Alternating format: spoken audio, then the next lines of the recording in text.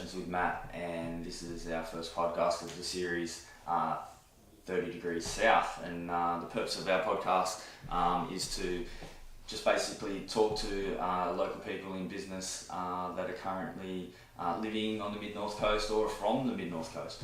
And today I've got Brad Dawson here from Dawson Insurance. Thanks for coming along. Thanks, mate. And so, welcome. Thanks for having me. First time. Yeah. Thanks, mate. It's really good. Now, tell me, can I ask you a question first? Oh, okay.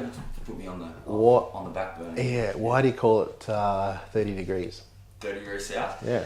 Well, basically, Macksville is located on the mid-north coast of New South Wales, and we're situated between Coffs Harbour is like 30.6, I think, degrees south of the equator, obviously, and then Macksville's about 30.8 or something. And then I think once you get into Port Macquarie, it's about 31. So just to simplify it, we're somewhere sitting between that southern latitude. Cool. Yeah. Good idea. Latitude, longitude, just latitude, isn't it? Latitude. Yeah. So, basically, just trying to make it simple and That's good. I like the name. Oh, thanks. And it's called, would you say it's called Conversations with Matt? Yeah. 30 degrees south. 30 degrees south, yeah. I like it. Yeah. Thanks, man. I really appreciate it. Now, can you tell us a bit about Dawson Insurance Brokers? Yeah. Like you said, my name is Brad Dawson. Dawson Insurance is an insurance brokerage advisor group. So officially, I know it's 30 degrees south and we should be talking about Macksville. But officially my office is in Tweed Heads, which is just still in New South Wales, on the border. Yeah. But that's where I base my office from. I also got another office in Broadbeach. But a lot of my operations are from down in Macksville, because I grew up in Urunga, which is not far from here, went to Bellingen High School locally.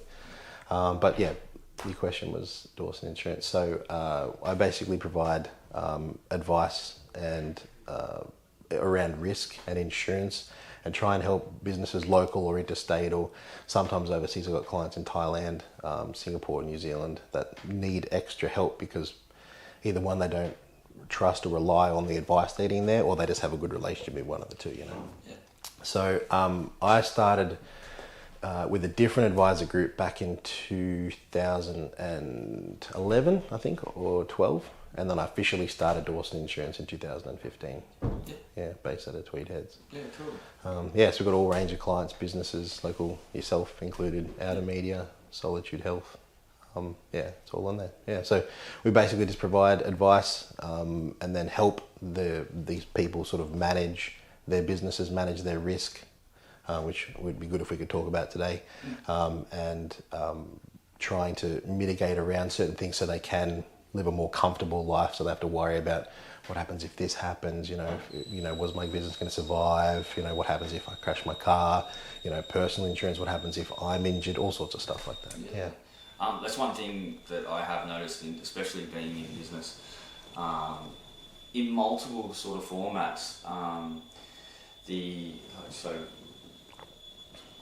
depending on the hat that I'm currently wearing at the time. You do have a couple of hats, yeah, right? So it's whether it's under the yellow health banner that we work under Solitude Health, or Outmedia now that I especially with my experience in the last couple of years, having someone that I can actually talk to and dealing with the one single person also makes a huge difference in the long run as well. But getting back to 30 degrees south. So you grew up in Urunga. So went to school in Bellingen, or Bello High. Yeah. Bello boy. Yeah. And do you miss the area? Yeah, I do. Yeah. Family still lives in Urunga. I come and see mum and dad all the time. Yeah. They're local characters. Yeah. Usually everybody knows who they are. Yeah. My dad, he's an older dad. I'm 33. He's about to be 82. Wow. And mum's a bit younger than him, so he's not as active. Mum's still very active. Yeah. Yeah, so they're still in the area. Brothers and sisters? One sister. Yeah. She was a school teacher for a number of years, I think maybe 7 or 8 years. Yeah. Won some awards in New England, that sort of thing, and then she decided that she wanted to have a bit of a break, and she went and became a flight attendant for Virgin Airlines. Yeah, right. So she's done the corporate thing for the last couple of years, and now she's back flying again the last 3 weeks, 4 weeks, yeah. She loves it. So you mentioned earlier to me about you started off actually working out of an office based in Macksville. I believe it's with one of my old bosses. Yeah. Out of the same office. Yeah. It's so small, this world, right? Yeah, it is. It's really small. Literally across the road from here. I think it's an air conditioning shop now, yeah? No, it's actually Webworks. So Webworks are in there? Yeah. So Grant. In the old McNeil's office? Yeah, next door. So, right. It's where the air conditioning place now is now called Business.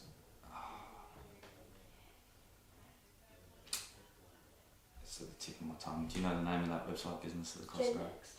Gen Next. Gen Next. Yeah. She's all over I it. should know that. Apologies to Gen Next. Good customers, come yeah. Speak to us. More than welcome to.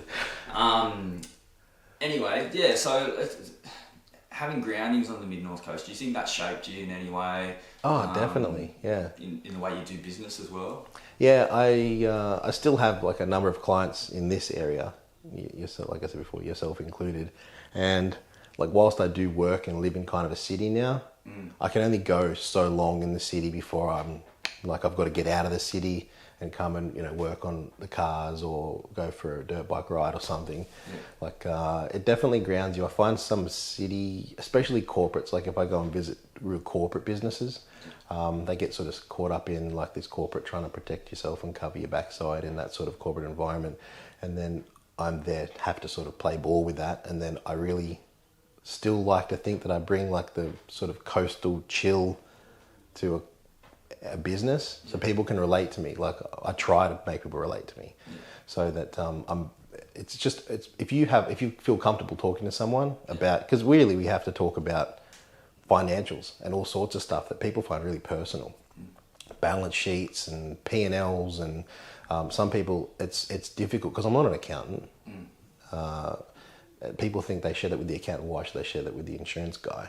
But I think it's important to be able to share that as well, or feel comfortable to be able to, and that's why I think it's, like you said, it has helped me. Even when I had a conversation with your practice manager a couple of weeks ago, she was just in the background. She goes, "Oh, you're from Urunga," and immediately that gets like a relationship built with someone just being from the similar town. Rapport. Yeah, absolutely. No, I'm glad that I'm from this area.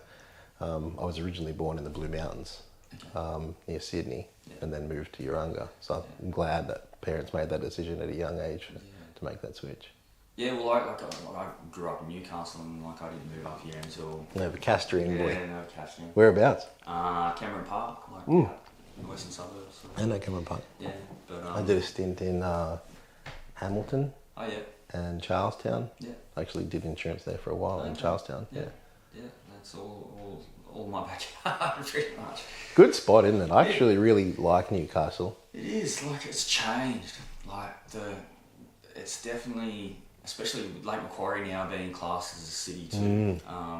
The urban sprawl that's occurred, in those western suburbs leading into the link road up to Maitland and that kind of thing, has really made a massive difference. And I mean, everyone, every second to third person probably I speak to up on the coast here have moved up from either Sydney, Newcastle, Blue, or even the Blue Mountains sort of area, trying to doing that sea change stuff. There's a whole flock of people that just all did it within 3 to 5 years.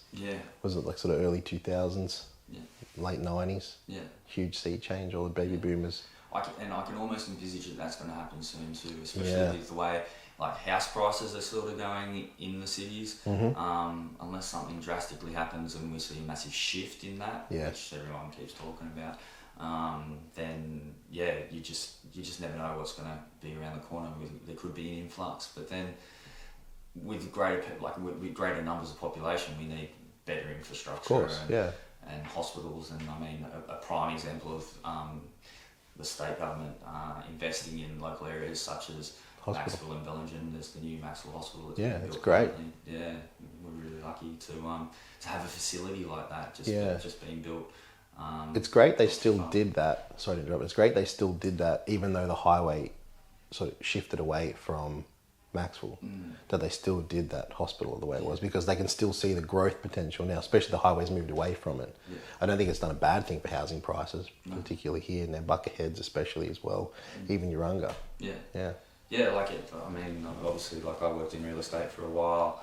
Don't hold that against me, but So did I. I still have a vested interest in a lot of what is going on. And, Yeah. It's even though we have been bypassed, like officially, like and it has been 2 years since that all formally happened. Yes. The township, I feel, is all the better for it. Yeah.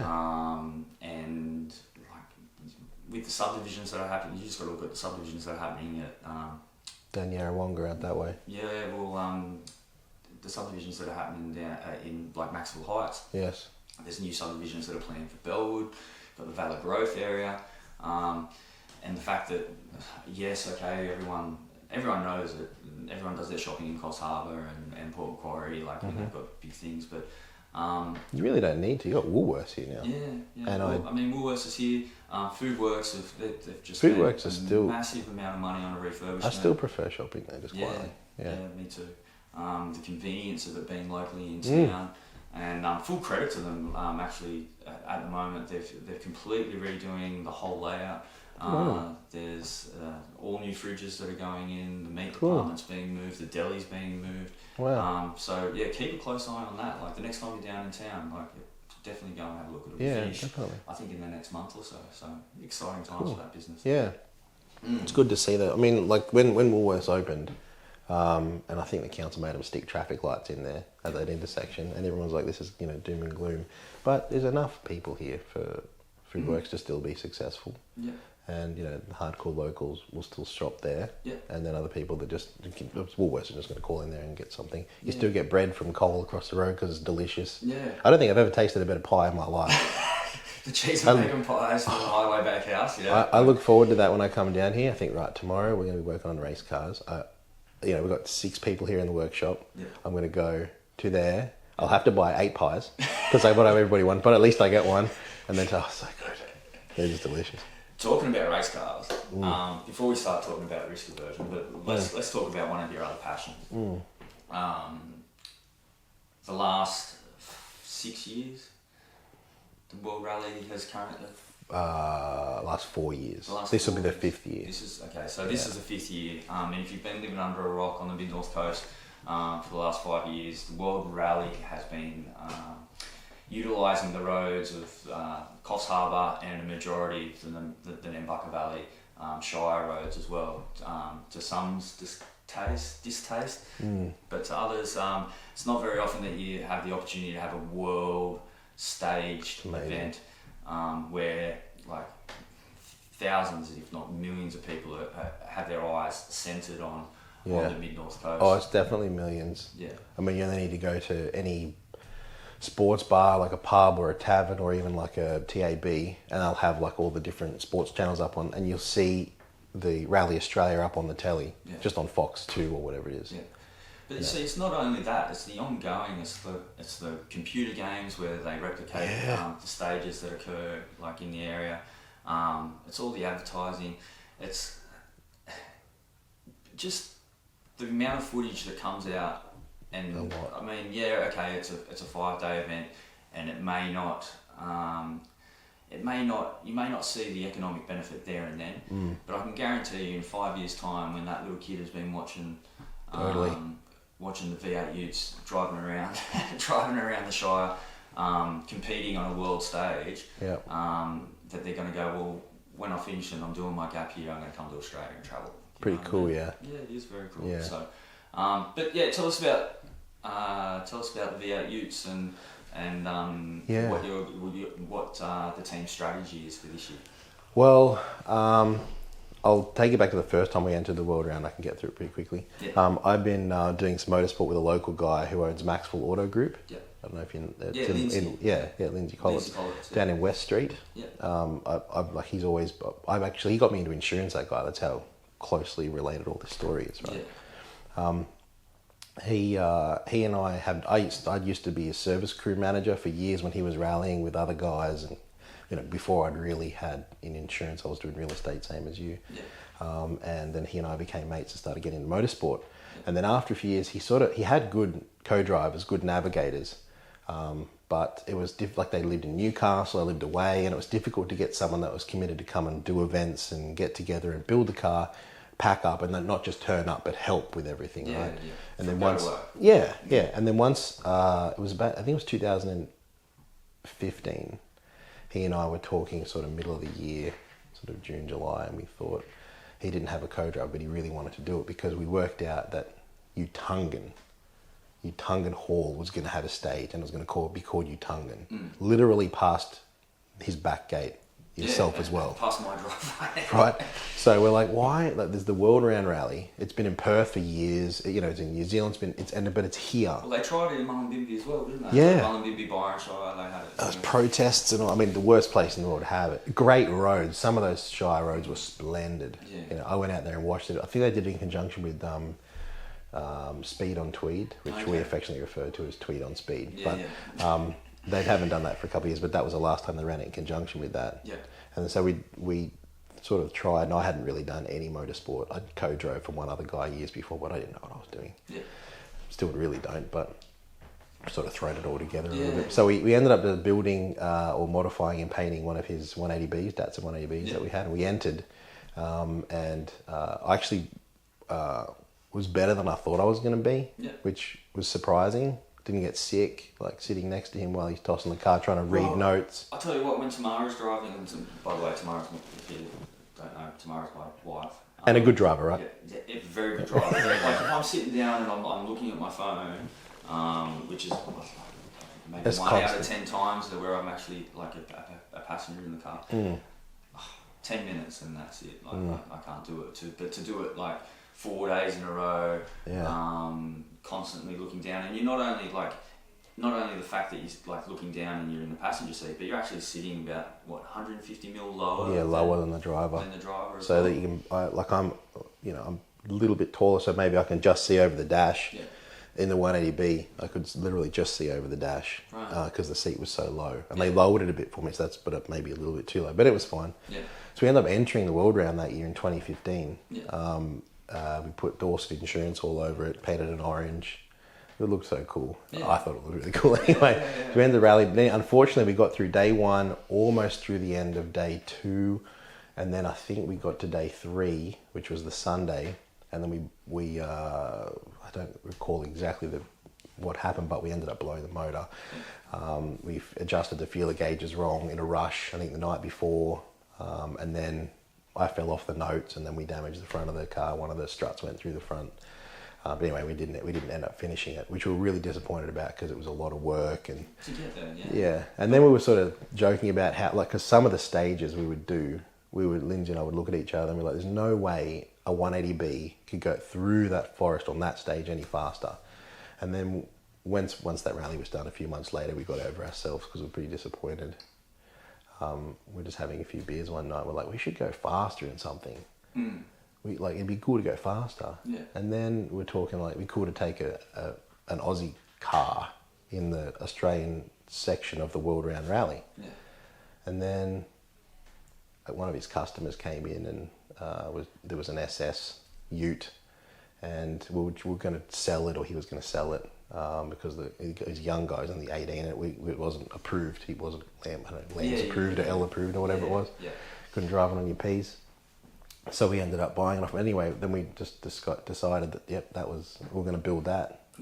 And then for a few months, we were like, really, are we doing this? And then we started building it on the 1st of October, 2016. Yeah. And we finished building it on the 2nd of November.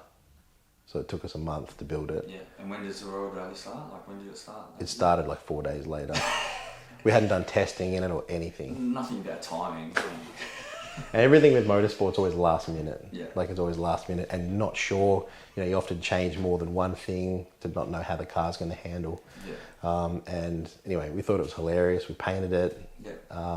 Got a bit serious with the shocks and things like that. Got Murray Coote to do the shocks for us in the rear, and a different guy to redesign the front ones. And anyway, ended up entering it that year, and just had so much fun. Obviously, that thing doesn't jump; it jumps like a pig. Like it can't jump a Ute. No. Doesn't matter how much you turn into a race car. And I have seen the back of this car. Like, so I've been to every local rally. in various forms of the World Rally, that is. In Yeah. various forms, like I'd either be on a farm somewhere locally, or the last couple of years actually I've spent a bit of time and chased it around. Oh, cool. Just chased it around the valley, Awesome. and then gone to the pits and all that kind of stuff. But the amount of ballast that's actually you guys carry in the back of that is quite surprising. Like, Yeah. and I mean, what did you think last year? You finished, was it second or third? You finished second, or did you win outright? Well, in the two-wheel drive? first year we ran it, which was the year I was talking about, 2016, we thought it was going to be real tail endy and really loose, but it just grips. It's really unbelievable. Yeah. You think in a Ute's just going to be really happy in the back, but the way they set the shocks up, like, I don't know, Lindsay did a really good job designing and building the car, as well as all the other guys that helped us. Yeah. Some of the guys you know as well, like Jacob Keogh and those guys. Yeah. So so that year we ended up, we sort of came through and we were so chuffed that we finished, because we crashed the year before, or blew the engine up the year before, and we turned up and we're like, cool, like all the cars were lining up, there's a lot of cars not in it, and this guy came up to us and said, oh, you go and park over there. So we did, and then they came and gave us these like MRF, which is the sponsored tyre thing to wear. I'm like, okay, we get hats, cool, okay.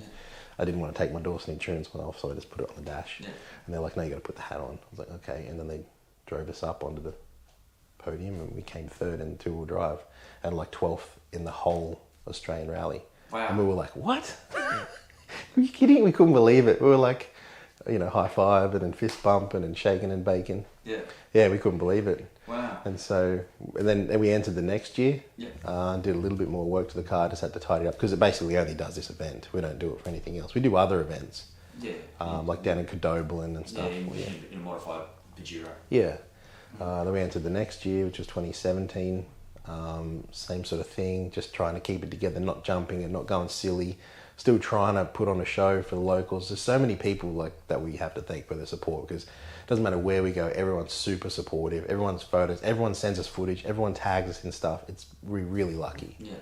And we came second that year in a two-wheel drive. And then I don't recall what we came, maybe 9th or 10th overall in Australia. In Australia, four-wheel drive, two-wheel drive, all of it. And then this last year we entered, and we, same sort of thing, tried not to drive the wheels off it. We actually thought we'd busted something bad. So the last day, last two stages, everywhere we went, we actually thought we'd snapped the A-arm off the back, and it was just rubbing on the wheel. So we just drove a really sensible past the crowds. We're just really sensible about it, and we were just like nursing it. It was super wet. So bad so that I actually was getting out and pushing the car whilst Lindsay was trying to rev it through the mud. I was covered in mud. I'm just pushing the car. But we got through. Actually, I thought at this one particular stage, which was on the last day, I thought, I'm not going to get this anywhere, because he'd sort of come into a corner, but not too much, because it was so slippery. And then I'd sort of try and jump out and push. And we were getting somewhere, and then you'd just stop and you'd just be spinning. And all of a sudden I was like, I just gave a big effort and pushed. I thought, I'm doing this. And then I turned around, and there's like 10 people pushing the car. Just everyone out of the crowd. We're in the middle of the forest, but nowhere. But people found us and shoved us, and they got covered. And I don't know who they are, but I really appreciate their work. Of course. That's the last thing. A few beers. And they helped us, and they helped us win. We actually won the two-wheel drive last year. And we came 5th in Australia. Boys from the mid-north coast. In a ute. In a totally unsuited car for that event. All things. Crazy, right? And running again this year, are you? Yeah. So there's because this is the last year that the World Round is running in Australia. It's going to New Zealand next year. There's some conversations or talk I've seen on social media about Rally Australia trying to get it back for the following year. I don't know how they're going to do it. I hope they do. Of course. I don't know how they're going to do it, because they've actually changed the order of the rally. So Rally Australia has traditionally been, for the last 6 years or whatever, has been the final for the ARC, Australian Rally Championships, and the final for the World Round as well. So all eyes are on the last event. But New Zealand's gone back from 14th race to 8th or something. So it's in September, or maybe something like that, instead of November. So it's moved it all again out of order. So I don't know how they're going to do it. So we might, if it comes back, it might come back in an earlier stage, maybe middle of the year or something. But that's not a bad thing either. No. Generally, before the final 1 to 2 rounds in the World Rally Championship, the like the final, the champions always like decided. And for the life of me, I should know this, but I can't remember who won the World Rally Championship last year. But I think actually like last year it would come down. Sebastian Ogier. But like if it's earlier in the year, there might be a bit more of a contest. Like, do you feel that could like boost? Yeah, well, I think. I mean, I've not seen the alternate to it, so I've only ever seen the last event being quite competitive. And I mean, some of these guys, like Oceanic, I can't never say his name. Otanic. Yeah, I'm not sure. I can't remember his name, but he, like, I've been watching him for a few years and watching him just empty his soul into these races. So much so he'll get to the end and he'll lose by like 3 seconds at the end of a stage. And he'll just get out of the car and be like, it's impossible, like yelling in you know, Norwegian, wherever he speaks, you know, yelling and screaming, and so much so like he's just emptied his soul into finishing. Like he's just having troubles coming to terms with that's the fastest he can drive on that stage and someone was better than him. Yeah.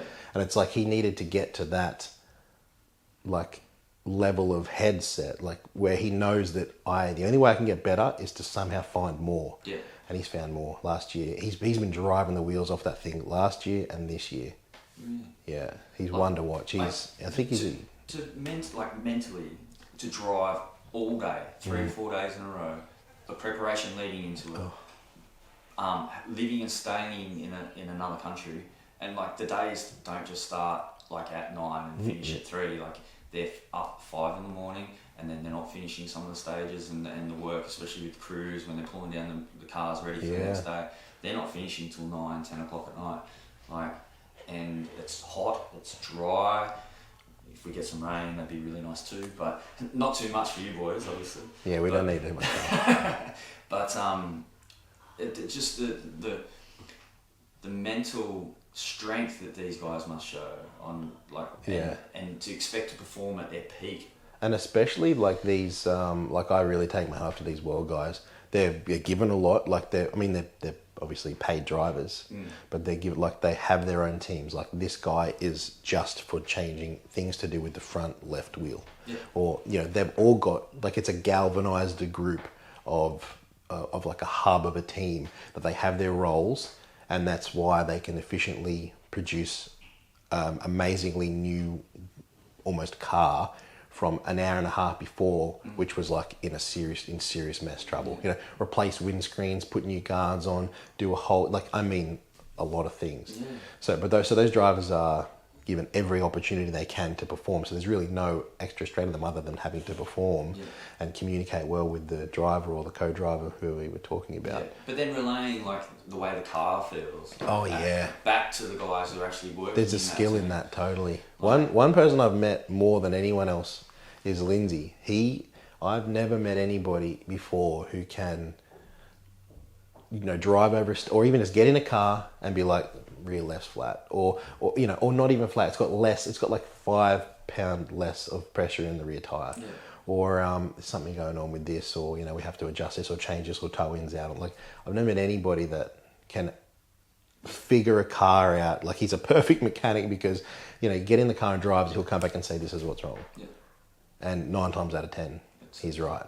So I sort of take for granted that he's going to be able to tell the guys, the crew that's working with us, what's wrong with the car, what needs to be changed, or to check this, or it's the diff, or it's that, or whatever he thinks it might be. So to have those kind of skills as a world driver or a co-driver trying to figure it out, you'd have to be, because everything's just such a well-oiled machine. You've got like all-wheel drive turbo type machine, you know, monsters that are probably $500,000. I don't know what they're worth. Exactly. Yeah.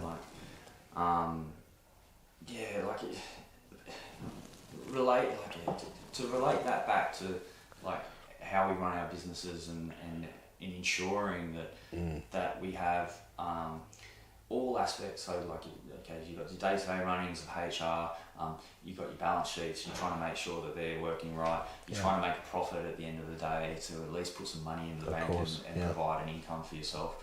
A lot of times the financial risk, the risk against property, the risk against like your professional indemnity, and then just general public liability, all really, it's like brings it back to one thing that I've recognised is having the confidence that I've got the coverage in the background to keep moving forward. And that's one thing I'd like to really thank you, for the work that we've experienced together, and what we're working on currently.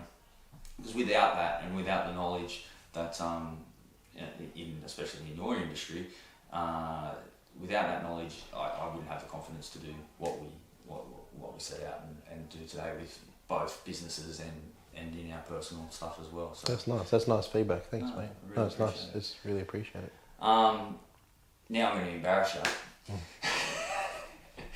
That won't be a difficult hurdle. No. There's plenty of content. I did hear on the grapevine, and I don't think I'm pretty sure I saw it on Twitter, but I did think I saw it on LinkedIn as well. But you recently won an award.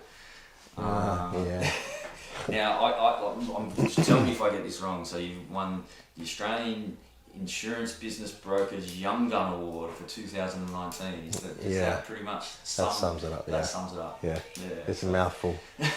So it's like I don't know how the whole process works. All I know is that I got an email from Insurance Business Magazine maybe a month or two ago. I think maybe early August or something. Yeah. And they said, you've been nominated for this award. And I was like, okay, I don't know I asked what the nomination process is, and they said it's all anonymous, and the person is up to them whether they want to tell you. I'm assuming it was probably someone in the industry, but I don't know who it was. Yeah.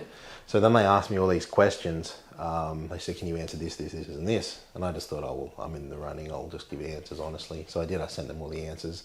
Yeah. And then they sent me an email about 10 days, 2 weeks later saying that, yes, congratulations. I was like, wow. And I was like, oh, this is really cool. I'd seen other people win it, colleagues and peers in the past, but I'd not, I didn't ever think about this happening to me. And then all I did was, and they said, oh, you can't tell anybody until like the 23rd of September. We couldn't tell anybody. So that's obviously what you spotted. You saw their release of it. Yeah. And it's really nice. Like, people are really supportive in insurance. Like, other people that I've worked with, I got emails and LinkedIn messages. Yeah.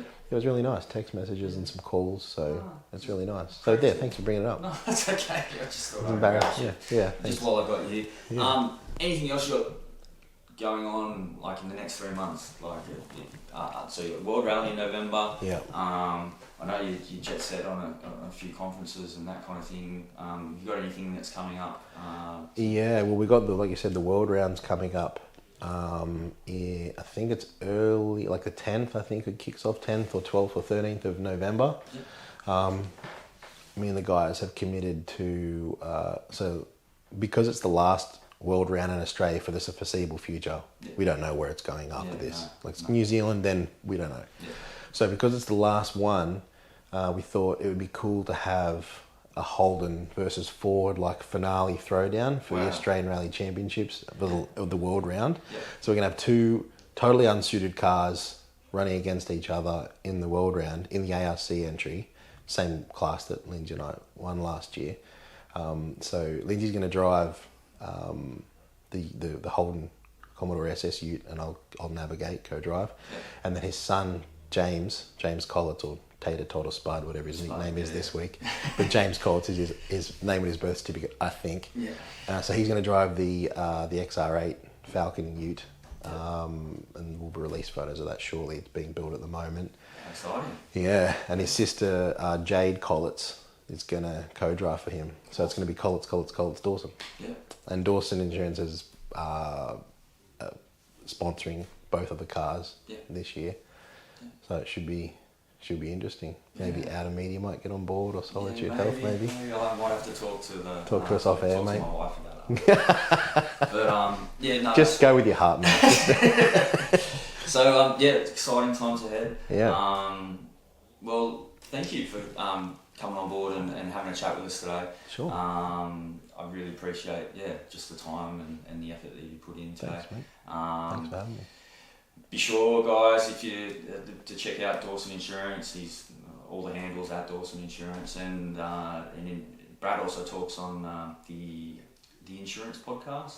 Yeah. Yeah. So that's another little side gig that Brad does, educating people on current situations, not just for consumers of insurance, but also guys that people that are in the industry as well could probably listen along as well. Yeah.